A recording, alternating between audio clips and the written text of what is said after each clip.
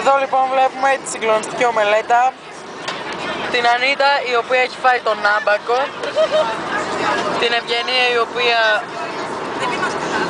δεν ξέρω τι κάνει. Δείξε τη μελέτα. Δείξε τη ντοματούλα. Την παραπλή.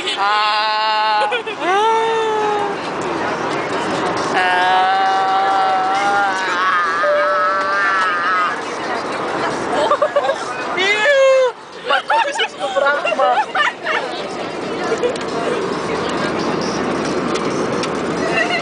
Βγάλε και λίγο απ' έξω. Άρα να κάνει. Βγάλε και λίγο απ' έξω. Αμέρα.